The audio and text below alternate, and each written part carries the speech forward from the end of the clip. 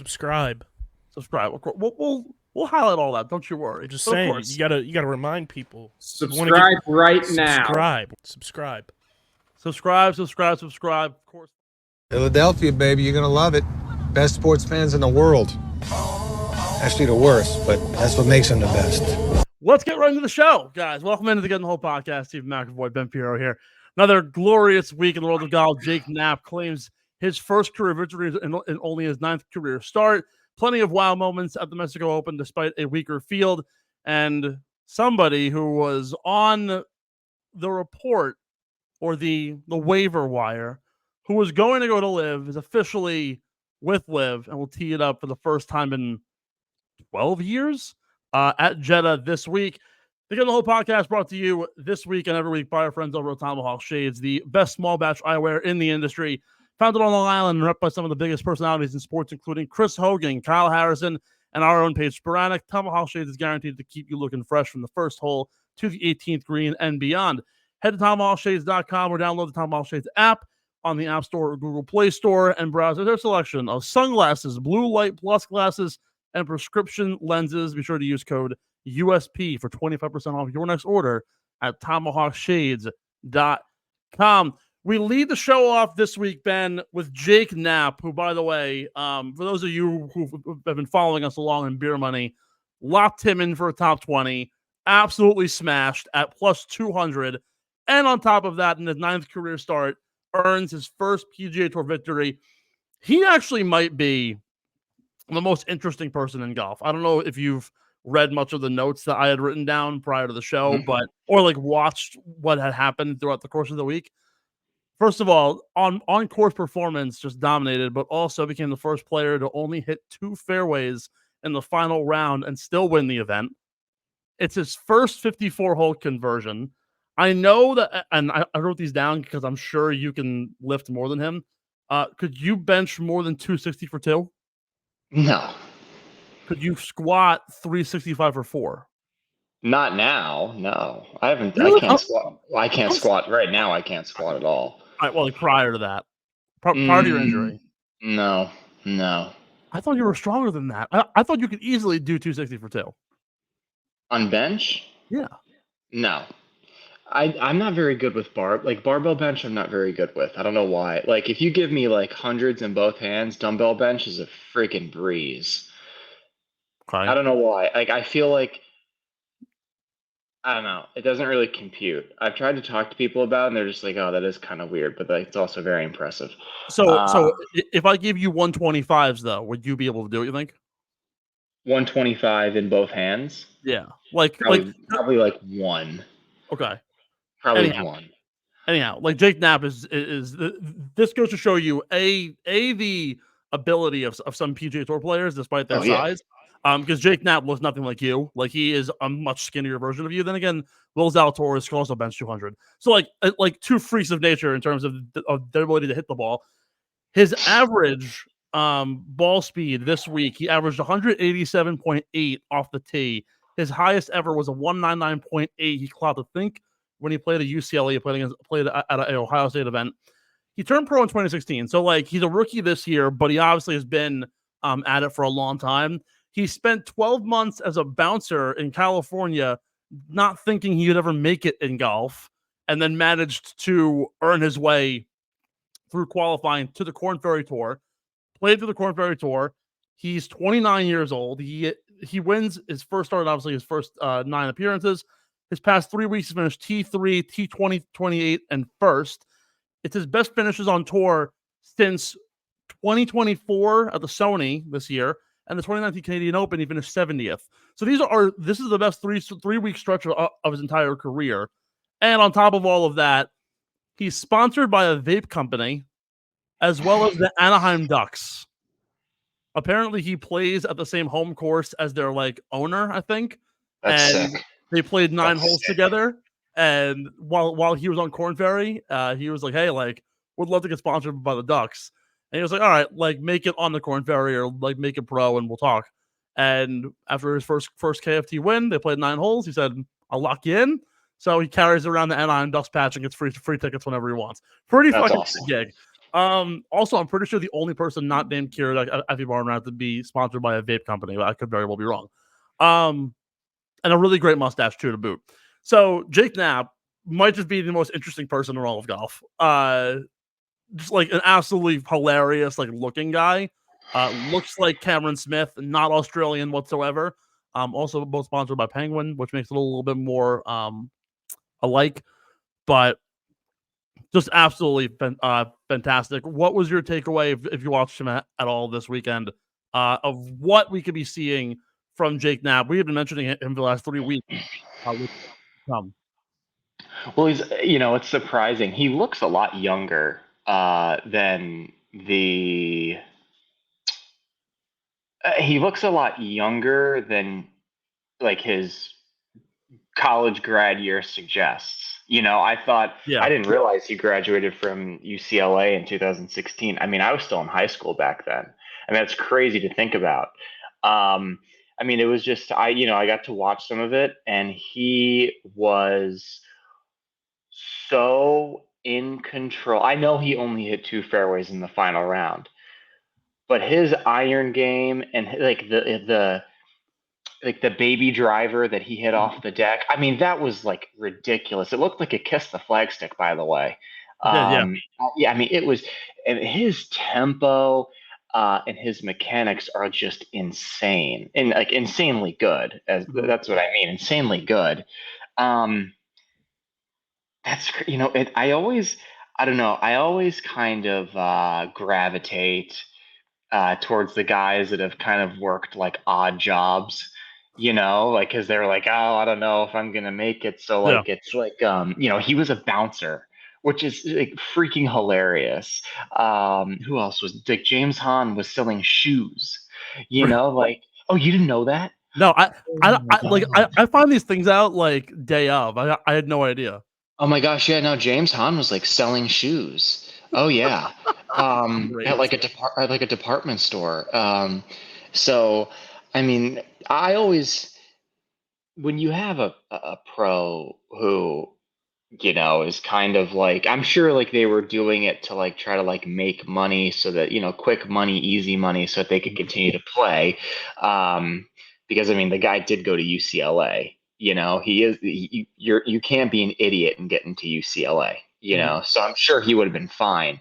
But it just shows the level of determination that he had. I mean, not many people would, number one, think to try to be a bouncer in order like to make money for their professional career, but number two, like actually do it.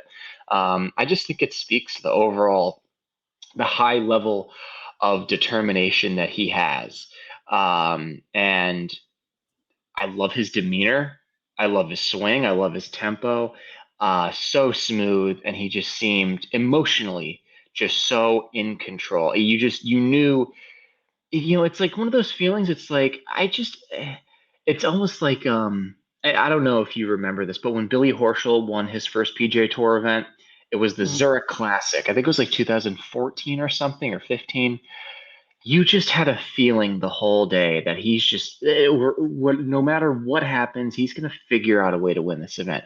And that's kind of how it felt with Jake Knapp. So good for him. Fantastic win. And by the way, that celebration with like all of his buddies, like with like the champagne showers and stuff. One thing, if you have a problem with a kid celebrating a win, you need to get a life. Okay? Let the kid enjoy it. He earned it. He was a freaking bouncer. Okay? Good for him. He should enjoy it. I will never fault anyone for celebrating a win like that. So good for you, Jake Knapp. Honestly, great for you. Not as cool though as Nick Dunlap celebrating with a fruit smoothie, because apparently he does that whenever he wins an event. It's funny you bring up Billy Horschel, because like another player similar like way of playing, who I think turned pro in like 2008, 2009, didn't get a win for like 4 years, and struggled mightily when he first did turn pro, to the point that he had to go through the motions after his first year, figured it out, and finally got on tour after 4 years to earn his first win. So very similar style. He also had wrist surgery as well. Yeah, Billy did. then that's tough. But yeah, I mean, I think that there's something to be said for the resilience factor. That goes a long way. He was obviously very talented, but he wasn't handed anything. So good for him. Really good for him. And also, and again, you want to talk about somebody else who's a little bit older on the rookie curve. I mean, Eric Cole also turned pro with Billy Horschel in 2009, didn't become a rookie till this year. So last year. So again, great golf comes from literally anywhere, and even in a field like the Mexico, even though we've been touting Jake Knapp for the last three or 4 weeks, if you look back on recent episodes, the numbers kind of speak for themselves. On Corn Ferry, his final 6 events finished T5, T13, missed the cut, 5th, and then 10th at the Corn Ferry final to earn his way to the PGA Tour. This week was just absolutely fantastic. He gained 1 stroke putting, 2 on approach, 0.7 off the tee for about 3 1/4 total.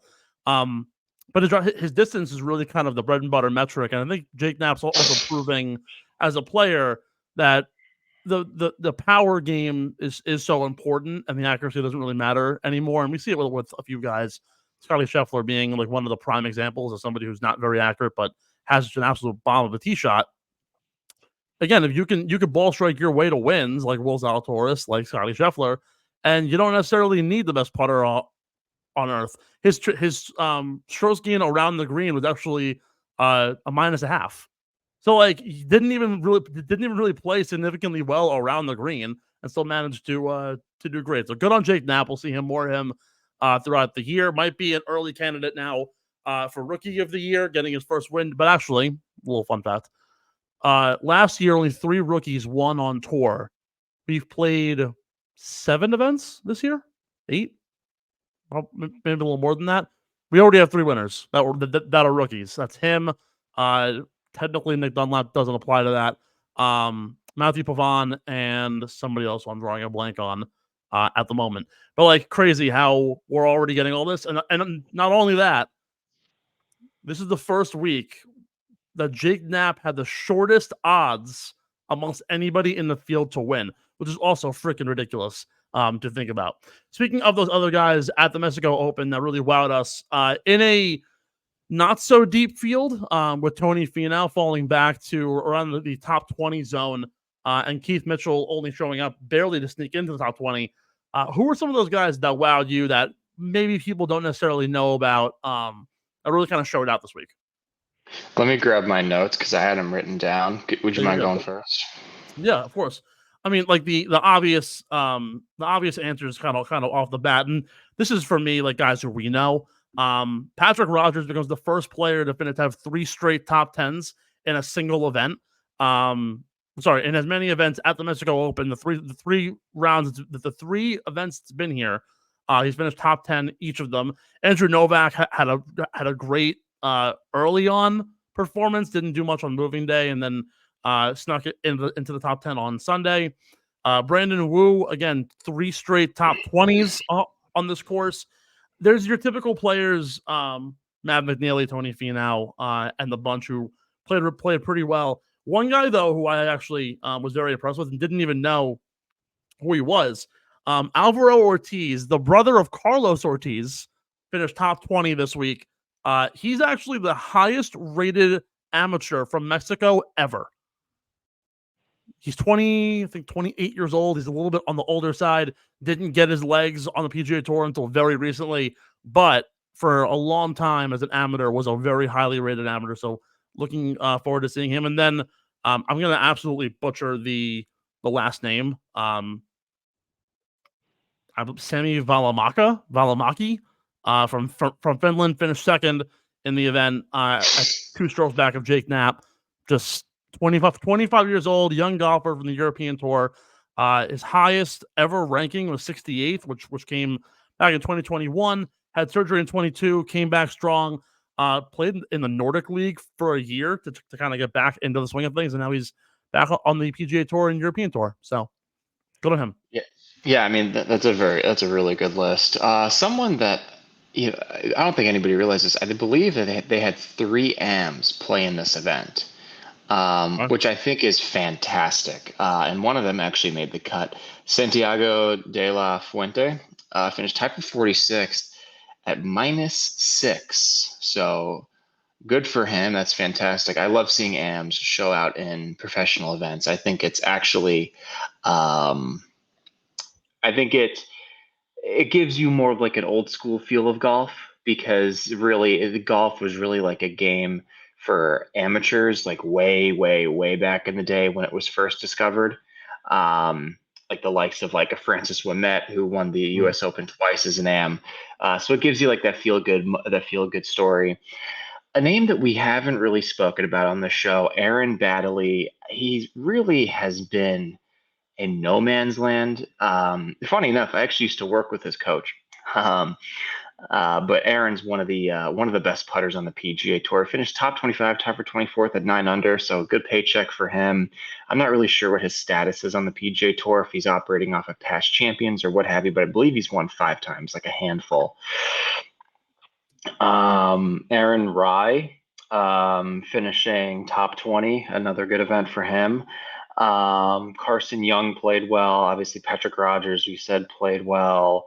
CT Pan, he's a winner on the PGA Tour. He finished tied for 3rd. It's funny. So I had looked at IMG Golf Academy when I was in high school, and they had made I was about to say get in the hole. They made a day in the life video, and it was of him because he attended IMG Academy. Yeah. And so I was always like, oh, this guy, he must be really good if he's like the main feature of the day in the life video. And he went to Washington. He played really well. He got on tour. He's not the biggest guy, doesn't hit that far, but he's won on the PGA Tour before. And to see him finish tied for 3rd, look, I know it's a smaller event, but it doesn't matter. Tied for 3rd's tied for 3rd. So it's a name I hadn't really seen in a while at the top of the leaderboard. So good for him. I want to find the stat that I saw. Not seeing it, but let me just make sure that I have this right when I look it up. We don't talk about him enough, and it's probably because he's more so a European Tour player. But in his starts this year, Steven Jaeger has been really freaking good. Yeah, 2 of his last 3 starts has finished top 3 at the Farmers, and now this week at the Mexico. Obviously a much older player. I think he's like 33, 34 years old, from Germany.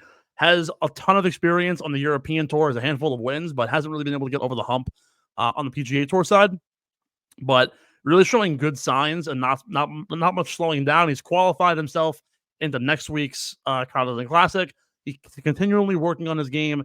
He has, listen to this, top 10 strokes gained tee to green numbers over the last 4 weeks, which is better than basically every single top 25 player, with the exception of Scotty Scheffler, which is actually very impressive.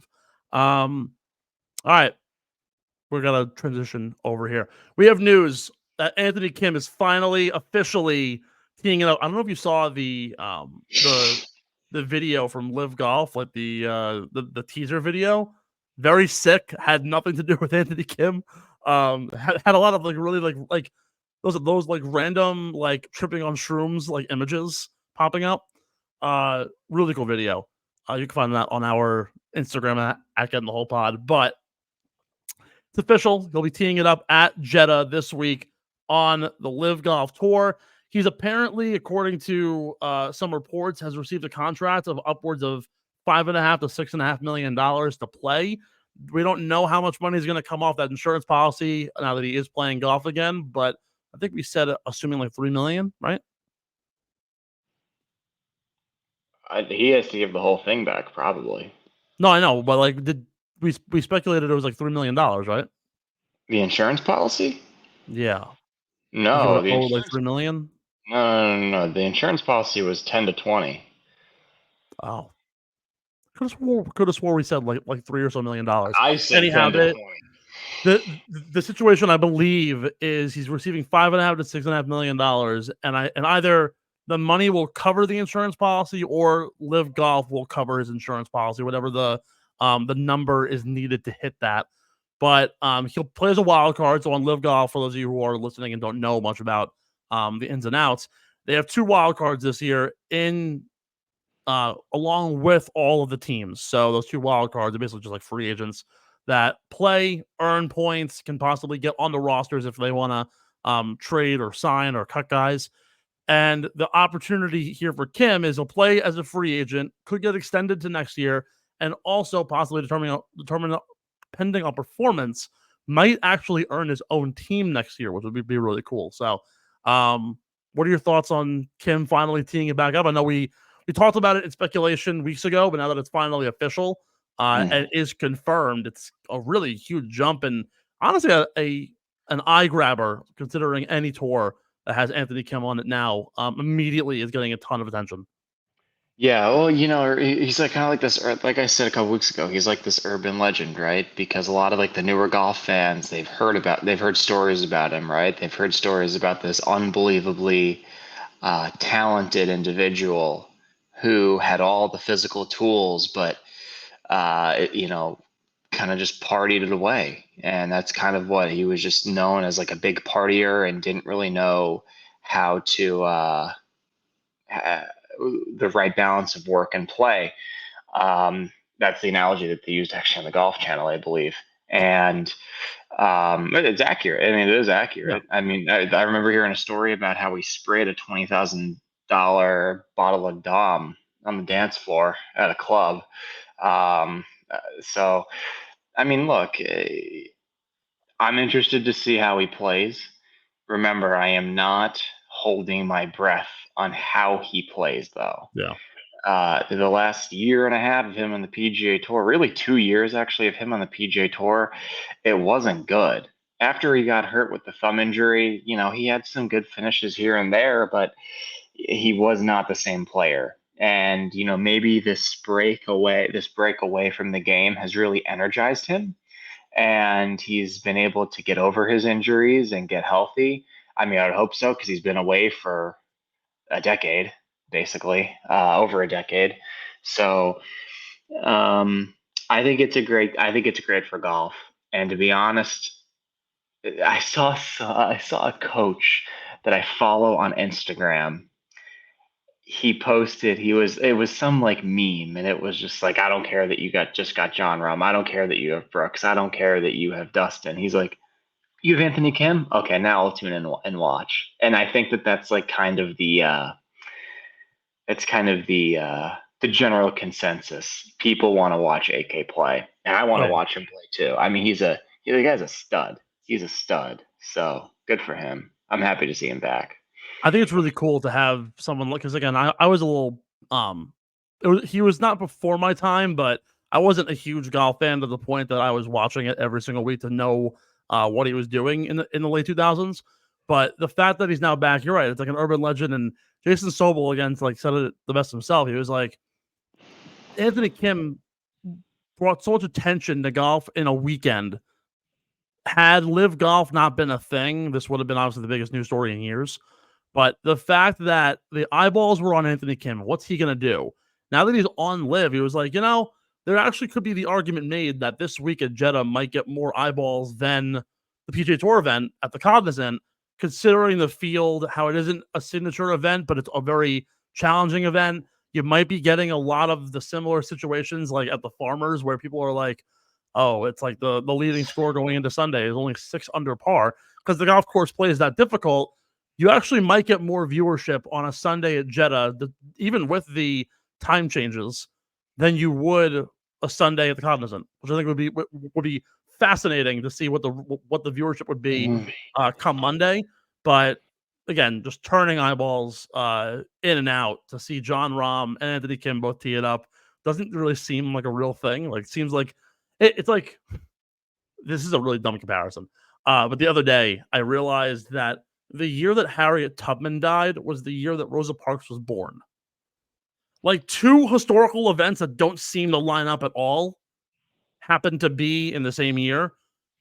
To say Jon Rahm and Anthony Kim in the same sentence doesn't really seem like real. I see what you're saying. Okay, I see what you're saying. Yeah. It sounds so dumb. I understand.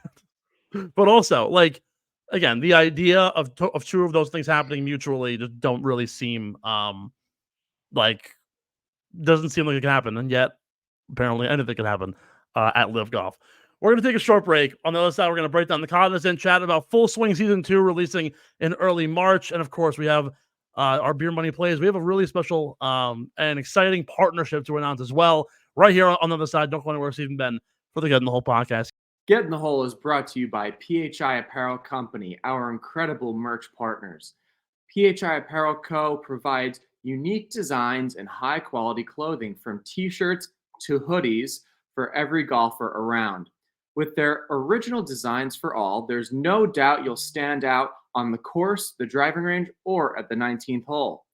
Go to phiapparel.co and use code UNDERGROUND at checkout for 10% off any order. That's code UNDERGROUND at phiapparel.co and grab exclusive Get in the Hole podcast merch and support your favorite golfers. Welcome back into the Get in the Hole podcast. Steve Ben here, breaking down the Cognizant Classic. But first, we have a very exciting new partnership to announce with a company that's most of you may have never heard of. Smaller company, but a very valuable one, and I think a really good one to be joining up with and joining forces with on the show. Acorn Hills, based out of Pittsburgh, Pennsylvania. I've talked to their owner, Nate, at length. We're officially a brand ambassador with the company. For those of you who don't know Acorn Hills, they are a conservationist group or company that sells golf apparel, and also lifestyle apparel, by using more biodegradable products, more user-friendly and sustainable products as well. Their hang tags are made of like I forget exactly what it is. It's like a seed wood or like a seed paper that you take off the hang tags and you plant them, and you can have a garden of like 5 or 6 different flowers from across the U.S. Like really fascinating stuff. Talked basically ad nauseum with them about what the company was, how it started. Sponsored by the National Weather Service. They have a sapling program. Every single apparel that you buy, the National Weather Service will plant a sapling for you. So a lot of really good stuff going on there. You can use code GITH, Get in the Hole 15 for 15% off your order. Get a sapling, get some gear, really cool stuff. Their owner, Nate, awesome guy. He's only 21 years old, like newly minted 21 years old, still in college, plays for D3 St. Aloysius or Mount Aloysius out in Pennsylvania. Really cool guy. Really excited to partner up with them. I expect some more info from them, as well as a interview coming up in the next couple of weeks with Nate. So I want to just quickly announce that. Moving on, though, Full Swing Season 2 dropped their extended trailer. Not sure if you got a chance to see it. Really, really interesting stuff. The last year in golf has been so polarizing, arguably even more polarizing than what we had the year prior. Is there anything that you saw that you might have missed, that you might have forgot about, that you're really looking forward to seeing, or any names or faces that popped up that you were going to be intrigued by watching when it drops in March? I really want to see Joel Damon again. I thought that was one of my favorite episodes. I sincerely look. I know the questions regarding season 2. I really want there to be a season 3 because I want an interview of Anthony Kim. That's what I want. I think that would be the most viewed episode you could get. But regardless, you know what? I'm really interested to see how much. I'm sure Rory's going to get a lot of attention on there. I really want to hear what he has to say in detail regarding his comments, because I feel like he's kind of answered questions during interviews and press conferences, but I want like a sit down. That's what I want. I want a sit down, and you're not going to hear like the person asking him the questions, right? But I want someone just to sit down with him and just to get his full opinion on everything.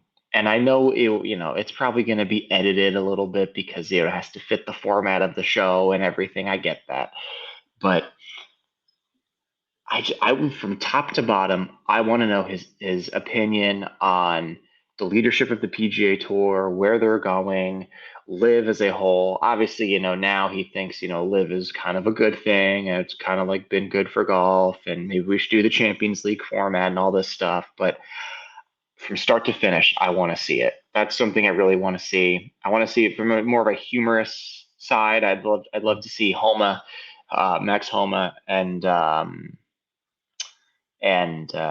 Joel Damon in an episode together. I think Homa and Damon they're really good friends, but they're also freaking hilarious.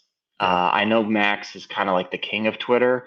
I think Joel is probably second in line right there. I'd like to see Ricky Fowler as well. I think, given like the struggles that he had in previous seasons, to kind of not put it all together, but to get going in the right direction and to really be like the unquestioned player of the year. I think, comeback player of the year. I think he'd be a good listen. And also Justin Thomas, because he's coming off a bad year for his standards. And I'd like to see what he kind of has to say in his thought process going into the new year and stuff, and see like, what he was saying when he was struggling and stuff like that. So that's kind of what I want to see. I want to see like the build up. I want to see the build up of the year and how the year progressed for all those guys, and, get their inputs on like, Ricky's momentum and JT losing momentum and stuff like that. So yes, I saw a few like motifs that were pointed out in the video. One of which was Ricky Fowler's struggle over the last 3-4 years, and finally getting back to that mountaintop after he had won at the Rocket Mortgage. JT was also definitely involved in there with the bad second half. The Ryder Cup's going to be a big talking point. They're probably going to have a full-on episode to that. I actually really want to see if they interviewed Rory on his fight with, was it Bones or was it no, it was Bones was kind of breaking it up. It was Joey LaCava. Joey LaCava, yes. I want to see the sit down of that. I want someone to ask the hard question of like, what happened? Why did you get so spurned by what he said or what was done, or just like as simple as the on course, whatever was happening in the moment, like talking about that. Someone else who made a lot of appearances where we didn't see it all last year was Tom Kim, who I think Tom Kim has kind of flown under the radar, and people don't respect how good he's played since he went back to back at the Shriners. Like, has not set the world on fire by any means, but has only missed, I believe, like 3 cuts in the last 20 events. Played really well in Europe. The fall swing was really strong, but like hasn't, outside of the Shriners, hasn't been able to replicate that winning spirit yet. And I think like he kind of, I don't know, he kind of falls in the shadow because he never won Rookie of the Year because he was he qualified out of it for his technical rookie year because of sponsorships and plays, to the point that like we don't really hear about him at all. And like, yeah, you hear about everybody else who's in the top 20 of the OWGR, but Tom Kim kind of just like falls off the earth, and he's the youngest guy on tour amongst the top class. So like that's somebody who I want to see a lot of. I mean, Rory is going to get a lot of take. Of course, John Rahm's move to Live is going to be huge. They're going to at some point have the montage of John Rahm saying, "Oh, it's a betrayal that guys go to Live," and then all of a sudden it's going to just like flip to him in the varsity jacket. What's one other thing that I noticed that I want to see? One thing that you see, I think you brought up a really good point, because like wanting to hear what pissed Rory off so much at the Ryder Cup, like whatever happened between he and Joey LaCava. I'd like to hear both of their sides. Oh yeah. Like in separate rooms, obviously. Like, and just, I would love to see, like, I know this would never happen, but to see an unedited interview for both guys in separate rooms, because I want to see like what differences in the stories there are. Because like generally if there's like a conflict, both parties will maybe have some differences. Oh, yeah. So I think it would be a really good watch, but I digress.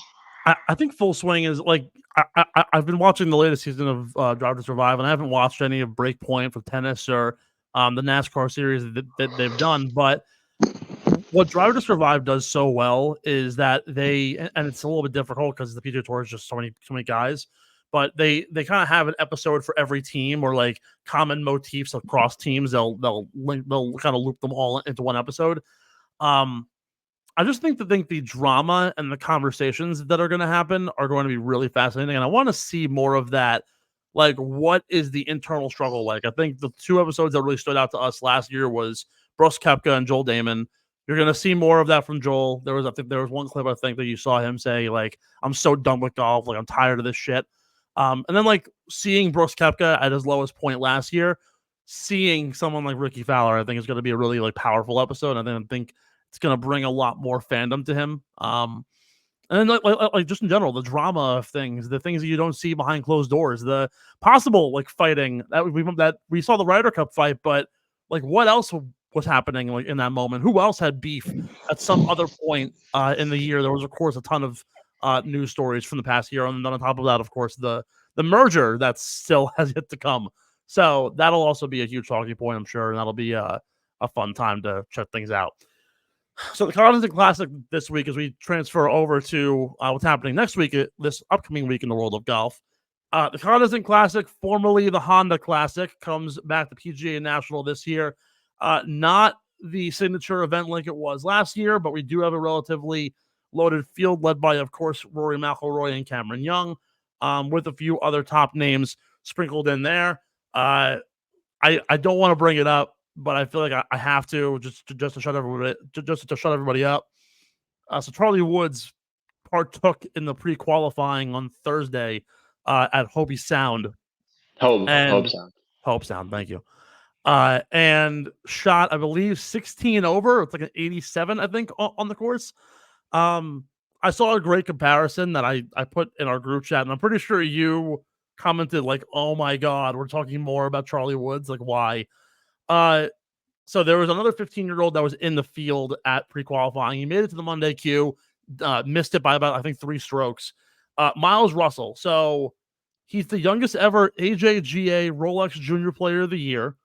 In comparison to Charlie, where Charlie hasn't done much as an amateur aside from playing in high school. According to the WAGR, Russell was ranked 76th. Charlie wasn't ranked at all. The AJGA, he was the number 1 ranked player. Charlie wasn't ranked. According to the JGS, Russell was ranked 4th. Charlie was like 1300th.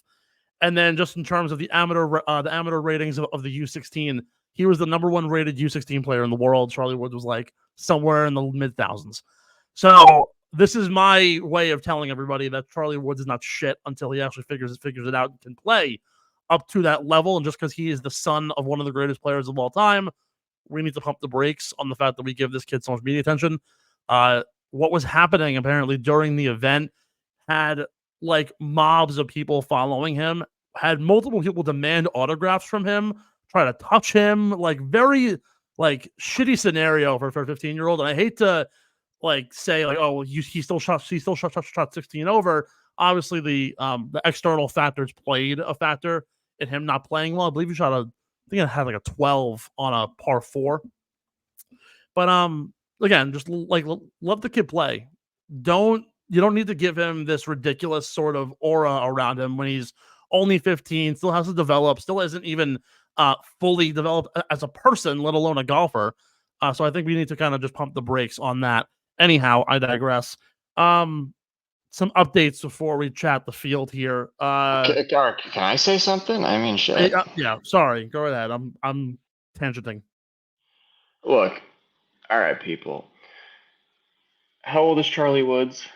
16, I think. He's 16. Okay, cool. You know, I think the amount of publicity is putting a lot of pressure on him. And I do think he kind of invited it with his antics at the PNC, which I think that I'm not going to sit here and say like he's not good or he's not worth a shit, because he clearly has ability. and he clearly has upside. I would never say that about a 16-year-old, because I remember when I was 16, I wasn't that good at all. I think when I was 16, I shot 88 in a Florida Junior Tour event.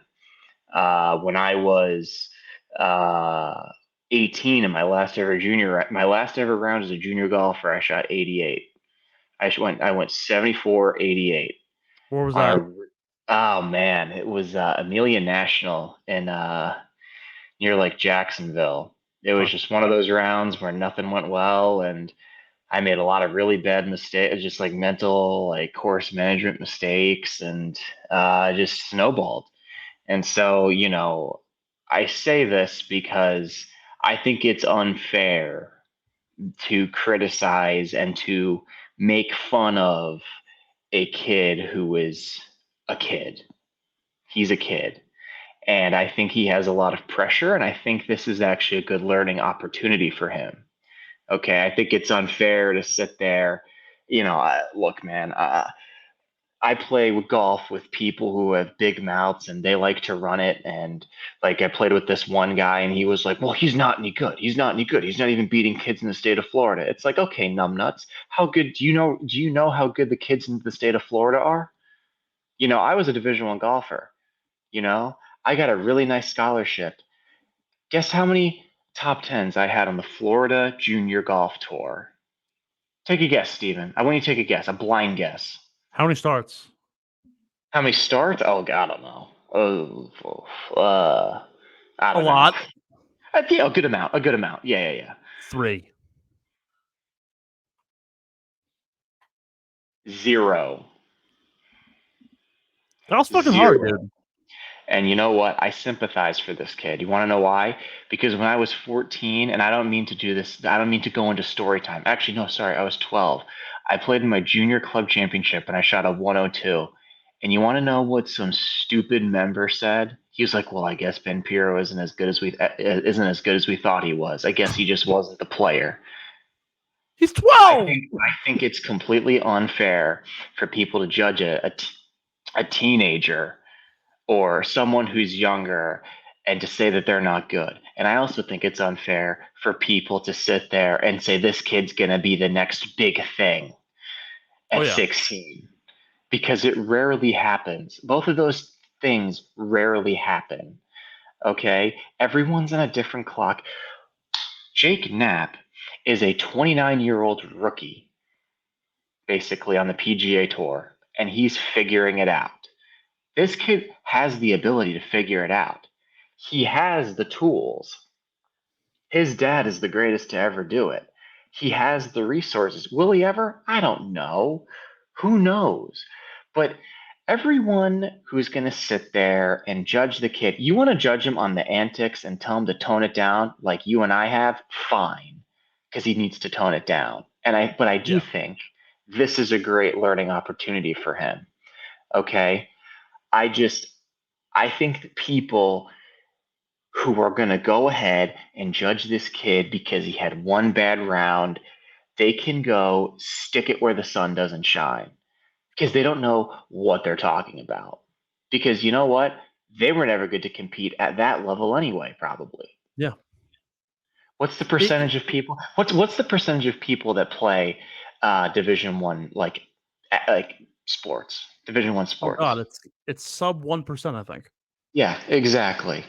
And you want to know, it's really hard in golf. You want to know why? Because the team is really small. He's going to be a Division I athlete. If he sticks with it, he'll be a Division I athlete, no problem. Okay? But these people, these adults that are going to sit there and judge the kid for having a bad day, everyone relax and leave him alone. That's it. If I was Tiger, that's what I would say. I'd say, leave my son alone. Totally. Seriously. I think people don't understand. It makes me so mad when you have these old farts who don't know how difficult it is to do what that kid's doing, or how difficult it is of what I'm doing. Like, I think this is, I keep saying it, it's going to be a great learning opportunity for him, because not everyone's going to tell you that you're good. A lot of people are going to tell you that you suck. Yeah. But those people also don't know what the fuck they're talking about. You know how many people have told me I suck? People used to tell me, you're never going to play in college. Well, then you're never going to play D1. Well, you're not good enough to transfer. Well, you haven't won anything. You're not going to be good enough to turn pro. And I check those boxes off every single time. Yeah. And I hope that that's what he does too. Keep those receipts, Charlie. Seriously. I really hope that this is a learning opportunity for him. That's what I hope. If you ask me, it's almost sad. And I think you're a great example of this, right? So I think the number is like less than 1% of athletes go on to play in college. I think 1 in every 250 college athletes go on to play pro, which is like 0.4%. You take golf as the example here, and using you as a perfect example, being that you are in fact a pro, and even at 25 years old, 26 years old, you're still figuring your shit out. Like you're coming back from major injury. You have to get your shit in order now for next fall. There are so many people like you, and then you think about how he's trying to Monday qualify, or actually pre-qualify to even meet the Monday queue as a 16-year-old. Like, you have 9 years on the kid, and you're still figuring it out. How the hell can you think a 16-year-old hasn't done it yet? Like, with the exception of probably LeBron James, I don't think anybody has ever been touted as the next like a guy at such a young age and turned out well. Like, even now, like I think Victor Wembanyama in an interview said the other day he's stressed out. Like, bro, you play in the NBA. How can you be stressed out? I'm stressed out because everybody is up his ass saying, who's going to take the rookie of the year award away from you? He's like, I know I can't think about it, but when everyone's fucking saying it, it's stuck in your head. And you get stressed out and you get tired and you get lethargic. And all of a sudden it's like, you're over exhaustive. You try so hard every single day and for nothing. And this is me talking as a common average Joe golfer, but as someone who's been a journalist for the last 5 years and has seen it. I've seen so many college athletes, even at my school, at a lowly Division I college, from girls who play like NIRA rugby to Division I national championship playing hockey, who guys are in like the ECHL and go like, this sucks. I'm getting a marketing job just to like hold my head up, but I continue to play pro because I want to go pro. Like, the fact that you even get there is ridiculous.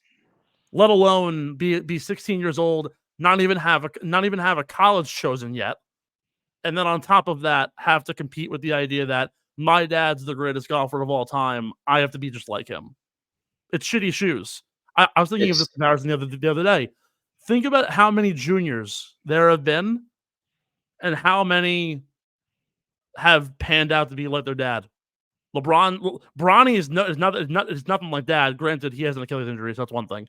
But like my favorite example, Frank Sinatra's son, Frank Sinatra Jr., had a bout with drugs, was a cocktail bar singer for a very long time. Nothing like his dad, ever. My grandma will be the first one to tell you. Everyone thought Frank Sinatra Jr. was going to be just like his dad. Never panned out. But you know what? Here's the thing. Like, and I think people do this a lot in sports. They sit there and they see the Barry and what was Barry Bonds' dad's name? Bobby Bonds. Like, they're like, well, Barry was better than Bobby. Well, DK Metcalf was a better football player than his dad. And you see these people, these kids who actually, like Christian McCaffrey. I would say he's probably a better NFL player than his dad was, even though his dad has more rings. But you get my point. You see these rare instances where the father or the mother, they achieve so much in their sport, right? And then it's like, but the son or the daughter, they actually achieve more. And then it's like these people sit there and they think, well, this is just going to be the norm because like training is so much better and they know so much more and they can rely on their parents and blah, blah, blah, blah, blah. there's so much that goes into it. And it just shows how, I can't believe I'm going to say this, how uneducated some people, not just in the media, but in public are. In general, everyone's fucking dumb. Like, it's really upsetting. Like, at the end of the day, he's 16. Like, you people don't realize, like, he could literally wake up in 2 years and just look at his dad and be like, I don't want to play golf anymore. I want to go to, I don't know, Tulane and join a fraternity and Study bio, study biology or study physics or study finance. I don't know. Like, he could, but whatever he decides, like, I hope he's not reading. And I feel like Tiger's probably got a good grasp of it because, he's been through it. And he's also seen, like, the ugly side of things when, like, the media. I mean, look, like, Tiger has a lot of issues for sure. I mean, we know this. He's seen, like, what the media can do, when you don't play well or when you fuck up in a big public manner. So I think that is an advantage that Charlie has, actually, because his dad's kind of been through a lot of it. Now, I'm not saying at all that Charlie's going to make the same mistakes that his dad has, but Tiger has seen the worst of people, I think, because he has all those years on him. Mhm. So I do think that's a positive for Charlie because Tiger can help him navigate kind of like the storm of the media, because it can be a really ugly storm. I want people to know I'm not at all saying Charlie's going to be just like his dad in that regard. That's not at all what I'm saying. But what I'm saying is Tiger has seen the worst of people. And I think that could actually, what's that? And himself. Yeah, and himself. And I think that could actually be a good thing for Charlie to kind of learn from as well. And it makes his dad a great asset, And also, I think the important thing is too, and this is something that I hope is happening at home, is I don't think Tiger cares if Charlie becomes a golfer. Like, no, I don't think he does at all. Any parent can tell you, even me and Kay sitting here next to me, like, we're gonna have kids in 3-4 years. I don't give, like, I want them to like golf? Yeah. But if they want to go play lacrosse and I know jack shit about it, go ahead. Do what makes you happy. Like, I don't give, if I were Tiger Woods, I would immediately be telling Charlie, like, I don't give a shit if you want to be a fucking agrologist. Like, go, like, if you want to work on a golf course, go right ahead. You can do whatever the hell you want. Just do what makes you happy. And the funny thing is too, and I love how we have to have these talks. And you're right, people are just fucking uneducated and stupid. And it goes to literally anything. You can talk. You can draw it up to any conversation that we have in the world of golf, whether it be PGA versus Liv, Charlie Woods. You could talk even just like mechanics and stuff. The people who give him the most shit are the ones who never even probably made it past high school athletics, which is the funniest thing. Like this kid is eons better than you will ever be, and yet you have the gall to give him shit. It's pathetic. Like, it's hilarious, honestly. It's not even pathetic. It's just funny how dumb people can be. It's pretty. Actually, it's really funny. So it's funny you bring that up because today I played today and I was warming up and I was on the putting green and I'm just like, I'm doing like lag putts and I'm literally just getting the speed of the greens. I don't care if I make it. I don't care if I miss it. It's 30 feet away from me and the putt breaks about 2 feet. So the make percentage is minuscule already. Some drunk guy. Yeah, I'm not even kidding. Like, what time is this, by the way? Oh, what time did I get? It was like 1:30. Love it. What are you doing? What are you doing on a Monday? I'm practicing. This guy, he's like drinking. Trashed. Yeah, he's getting trashed. He's trashed. And he was like, "Are you gonna make one yet?" And he's like, "Are you gonna make one or something?" And I didn't even say anything. I just didn't even look up. Like, that's like it in a very microscopic way. That's what we deal with as professional athletes. It's people who sit there and they just will try to tear you down. And you know what? It's because they didn't do it. Either they weren't good enough, or they didn't try to do it, or they didn't have the balls to do it. They didn't do it. And so it's their insecurity. That's really all it is. I really I saw that score, man, and I felt bad for the kid. I'm like, this poor kid is about to get lit up Oh by yeah, by losers on social media. he got destroyed on Twitter. It was so bad. What's even funnier is just wait until you like, for example, that guy, right? Wait until you tell him that the tour pro average, I think, for making like a 20-footer is like maybe 10%, 15%. Like, dude, come on. I can't hear you. Oh, I think you're muted. Hold on. Yeah, you are still muted. I don't know why you are. And apparently I can't unmute you, which is really weird. It says your mic isn't connected. Oh, there you go. Oh, I don't know what happened there. You're good. Okay. What was I gonna say? Yeah. Oh, you know how much of a loser you have to be to sit there, whether you're on social media or just like talking with your buddies, and be like, "That kid Charlie Woods sucks. Charlie Woods isn't any good. Charlie Woods isn't beating anybody." Blah blah blah blah. Like, I wanted to look at the guy that said that to me the other day, and just be like, what are you, a fucking loser? Do you have like nothing better to do? And you know what? Actually, he is a loser. You want to know why? Because they have board meetings at this course that I'm at that are televised. Watches the whole thing. So yeah, he is a loser. Board meetings. I'm dead. I fucking love it. Charlie, if you hear any of this, don't listen to a thing that they say. Use this all as a learning experience and just work really hard and have fun doing it. And just Also, come on the show and we can talk shit about everybody else. yeah, come on the show. Bring your dad. That'd be cool. That'd be awesome. So yeah, But yeah, that'd be cool. But yeah, so updates from the Cognizant. Some news in terms of the field and how we're shaping up. They actually made the course easier, believe it or not. It's gone up from a par 70 to a par 71. The par 5, don't know what the number is. Tracks at about 500 and par 6. I think Tracks so. in at about 540 yards. They made it from a long par 4 to a par 5. So they added an extra stroke, should make things a little bit easier with scoring. Scoring averages on this golf course are not typically very high. The highest single round score in the last 6 years has been a grand total of 7 under par, which happened a grand total of 1 time. Scoring average is only about 3.5 under par, so 3 to 4 on your average shooting day. As well, in terms of the field, a couple of updates to track. Mac Hughes, Ches Reeby both out.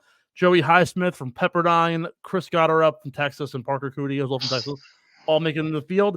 And congratulations to Ryan Palmer, his 500th career PGA Tour start. A little golf claps to Ryan Palmer on that one. I want to start doing a segment where we congratulate somebody on something in their golf career happening this week. That'd be a fun time. So good on Ryan Palmer.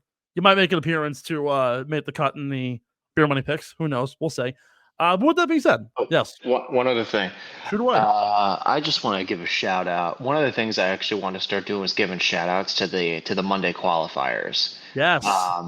So number one, there are 4 spots up for grabs today.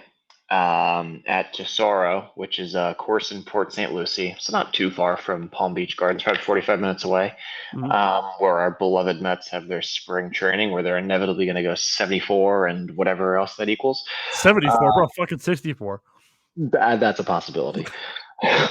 Strong possibilities. But I just want to give, for some reason, the website, there is going to be a playoff, or there definitely was a playoff. It's obviously that I'm playing now, but the 3 guys that we know for sure that are in: Robert Garrigus shot a nice round today of -7. Chris Crawford finished tied for second at -6. Jeff Overton finished tied for second as well at -6. And then we have a logjam of 6 players at -5. It would be a 6-for-1 playoff. I'm not sure who's in. I'm not sure who's out. We have guys like Kevin Johnson, Chris Nito, who I played junior golf against, I believe, Andy Svoboda, St. John's grad, won the Long Island Open multiple times. Great player. Michael Gillick. Gligic. Kevin Tway, really good player. Bob Tway, I believe, is his dad, who played on the PGA Tour. Mhm. And then DJ Tran, who has been playing for a long time. So that's going to be a 6-for-1 playoff. It'll be interesting to see what happens there. But whoever wins that, congratulations. This is it's a very tough event to get into. Just so people realize, like, there's like 3, I believe, pre-qualifiers alone for this event to get into the Monday. If you don't have status to get into the Monday, and it's a very, very Mondays and pre's have become so much more competitive over the last several years. So whoever ended up winning in that playoff, congratulations, because that is no small feat.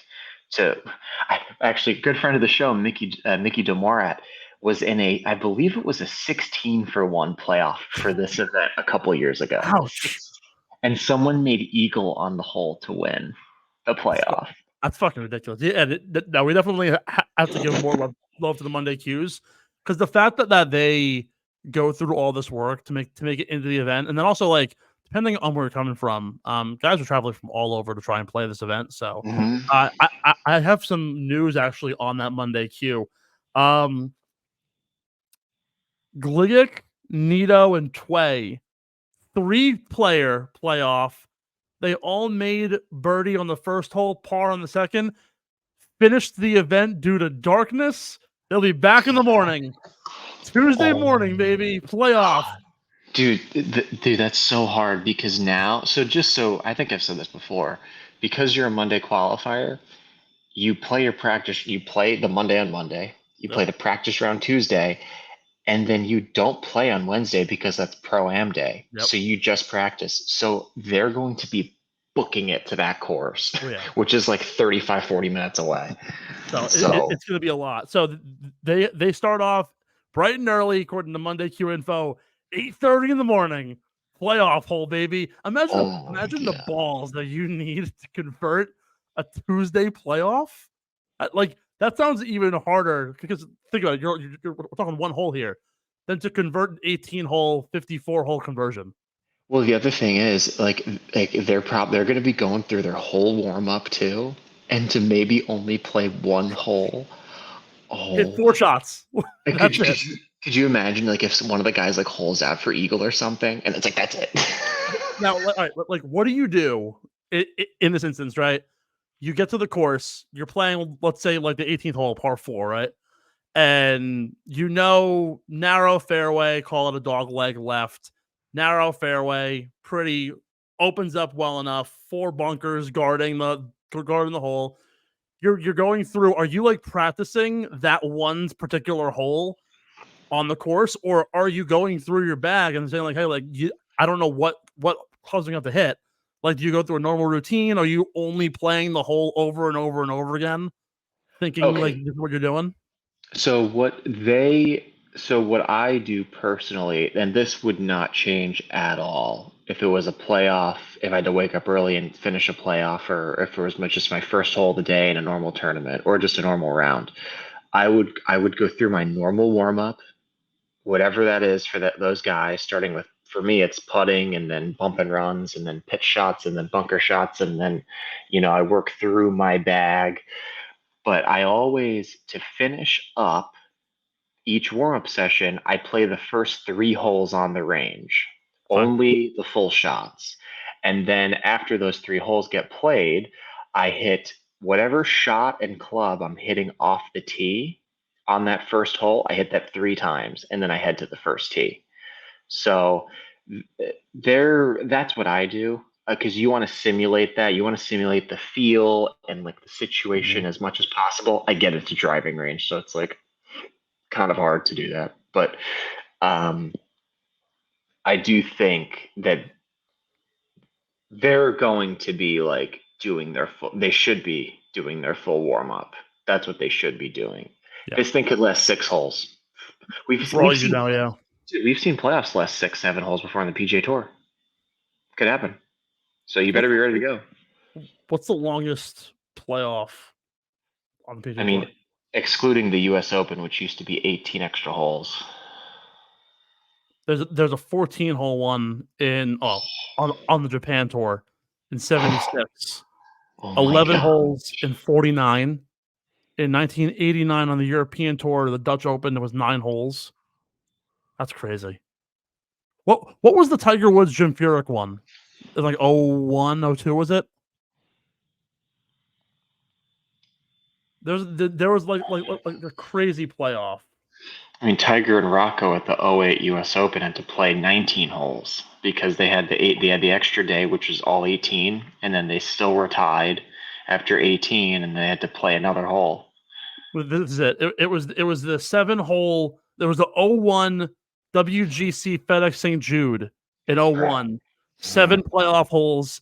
I believe they both holed out for birdie from the bunker or like from off the green on like the 4th playoff hole, which is like ludicrous to think about. All right, anyways, let's jump into the beer money picks. Brought to you by our friends over at Kenwood Beer. Smooth, clean, bright, and plenty of taste to boot. Kenny's a routine choice of folks who want a balanced, flavorful, no frills beer that's right for any occasion. At only 120 calories, 8 grams of carbs. Some call it the best light beer they've ever had. We simply say you just can't beat the original. Head to kenwoodbeer.com. Use the Kenny tracker to find where you can get your hands on some ice cold, refreshing Kenwood beer from your favorite liquor stores across Pennsylvania, New Jersey, and now Maryland, as well as the Wells Fargo Center and beyond. Must be 21 plus to do so. And of course, please drink responsibly as well. 21 years or older to gamble with us. We locked in some big time picks at the Mexico Open. Jake Knapp for a top 20, Keith Mitchell for a top 20, and of course for you, Patrick Rogers for a top 10. Like I mentioned, only player to go 3 for 3 on top 10s in an event. Ben, I lead by 2, just so you know. Wait, I thought I had 10 going into last week. No, you had 9 going into last week. I did? Oh, shoot. It's okay. It's all right. Come from behind. That's the name of the game, right? That's what she said. Haha. Okay. Yeah. It's funny you say this, right? We used to have a chant back in college for college hockey games, and this one kid in the back would always go, "Give me an A, give me an N, give me an A. What's that spell? What's that mean? Come from behind." I was like, "Oh my god, this is absolutely ludicrous." Top 20 finish. He and I would have been best friends. Top 20 at the Cognizant Honda. Okay, I think so. In short, I think the key for this week is going to be ball striking. This is one of the most difficult courses you're going to play on the PGA Tour. I'm going to go with Akshay Bhatia for a top 20 finish. He hits it long. He's a little bit streaky, but I do think his ability, his length, his ability to work the ball, just his overall physical traits will help translate to a solid finish this week. I like Akshay for a top 20. I'm gonna ride with someone who played really well this past week and is really showing that his skills in Europe are translating over to this year on the American side. I'm gonna go with Bob McIntyre, one of my favorite lefties. I knew it. For the top 20 this week. Top 10, what do you got? All right, top 10. I don't think he's getting enough love this week. He did win this. He is our defending champ. I'm going to go with Chris Kirk for a top 10 finish. He's not that high as I thought he would be on the odds board, so I think it's a solid pick for a top 10. Top 10 for me. Where is he even on the odds board? He's way down.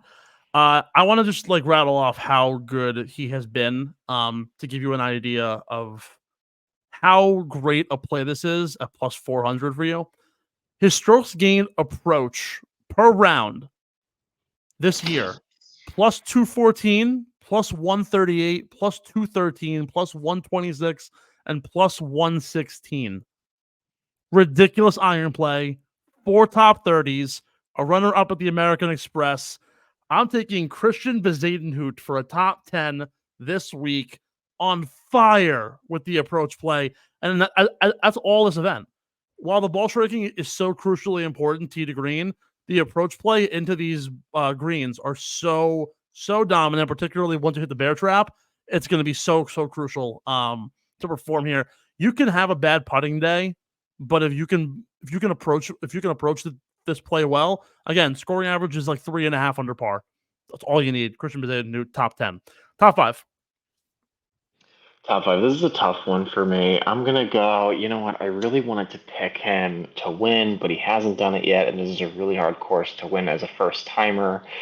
I'm with Cam Young. He's second on the odds boards to win. I just feel like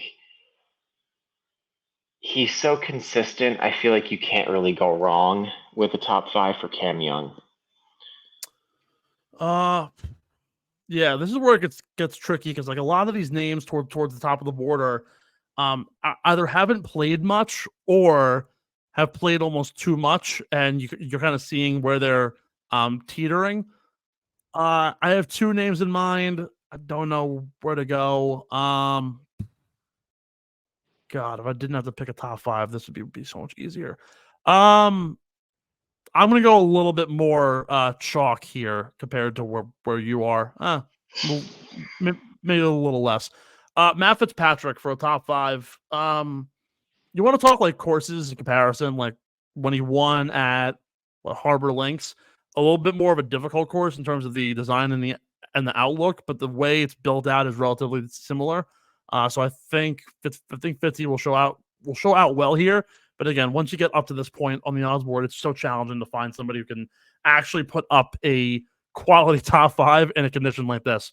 Give me a pick. Oh, this is a tough one for me, man. I'm going to go with Ricky Fowler, top 15 finish. I think it's, look, this course is in his backyard. He's won here before. Not only has he won, but he's also just had like solid finishes as well. So I like Ricky for a top 15 this week. I'm going to parlay a couple of names together, and I think you add them up, and they're all really quality and have the ability to finish in this like length. I knocked in Keith Mitchell for a top 20 last week. I'm going to go back to the well on that one. 3 names, one of them I'll take officially. JT Poston, Tom Kim, and Eric Cole. I'm going to ride with Eric Cole here for a top 20. Has really played some inspiring golf so far this year. I think has followed up his rookie of the year performance very well. All 3 of these guys have had great strokes gained approach numbers. Poston actually being the best of the bunch so far, but Eric Cole I think can really carry out a really big get me right week as he goes into Bay Hill, the Players, and then all the way up to the Masters. So that's where I'll be going there. Your winner of the Cognizant Honda. I'm going with your top 5 pick. I'm going to go with Matt Fitzpatrick to win. I think this is the type of course, and I've played it, the least amount of mistakes made is generally the guy who wins this event. And Matt Fitzpatrick, that's why I trust him more than Rory. Rory, you get more fireworks, but Fitzpatrick, you get more steady Eddie. And this is the type of course, especially when you get to the bear trap, 15, 16, and 17, you need Mr. Steady Eddie, especially this time of year in Florida as well. It gets very windy. So late February, March into early April, this is when it's most windy. So I would that's who I'd pick to win. I like that pick, honestly. I do too. Trying to think like where to close here. There are so many options when it comes to like. Are you not going to pick your buddy Rory? You're not going to pick him? No, absolutely not. So the story of the season that I've been beating the dead horse with up until Jake Knapp won was that the odds boards, guys have won at such long odds, over 3,000 odds roughly, which puts us in like the range of, while like Fitzpatrick is like 5th on the odds board here. I think the reason why the odds boards are so long is because of the fact that the course is so hard. But like you go into like the 45,500s and you get like the Denny McCarthy's and the Keith Mitchells and the Steven Yeager's, past chipping and Steph Straka here. I'm gonna actually go with a current winner on the PGA Tour, actually, at 50-1 odds. He won on what could only be considered probably the next hardest golf course that they've played this year in terms of typical like stroke play. I'm gonna ride with Matthew Pavon to get his 2nd career PGA Tour victory this week. The really interesting thing is that he leads the PGA Tour in strokes gained approach and strokes gained accuracy off the tee, which is going to be so vitally important, both these facets in the game. He's played really well the entire year, still sits in that like middle tier, not enough respect kind of list, right? Literally sandwiched between the former champion and Luke List, who, by the way, Luke List won at the Farmers on a challenging golf course, very similar to this one.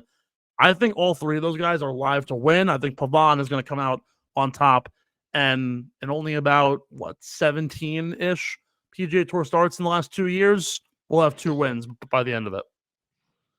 Ballsy play, but then again, almost had Hubs when I took him for the for Pebble. Had it not been for that fucking 54-hole finish. That right there is a Mickey Mouse win, by the way, for Wyndham Clark. I'm sorry. I think he's a good player, but it's a Mickey Mouse title. Ben, any final thoughts? I have nothing to say. I'm exhausted. Oh my. I hate the ignorance of people. People are just so ignorant and stupid. You know how we started the show talking about butts. Yeah, we have to cut it. Thanks. I've been holding in a nasty fart for the last half hour. Dude, I have to go to the bathroom so bad. Oh my god! Are we gonna finish the Snapchats from the toilet? Yeah. Clip that. There you go. Thank you guys for joining us this week on the Getting the Hole podcast. Steve McAvoy, Ben Pirro. Follow, like, subscribe, Apple Podcasts, Spotify, and of course on YouTube at Underground Sports PHI. Follow us, Getting the Hole Pod, on TikTok, Twitter, Instagram. Be on the lookout for some really great stuff from our content team, as well as some more Getting the Bowl content. We'll keep you updated throughout the week. For me and Ben, thanks for listening to Getting the Hole, the official golf podcast of Underground Sports Philadelphia. Catch us every week wherever you get your favorite podcasts, and be sure to like and subscribe on Apple, Spotify, and YouTube.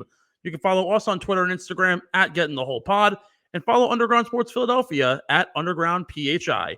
We'll see you next time, and remember, get in the hole!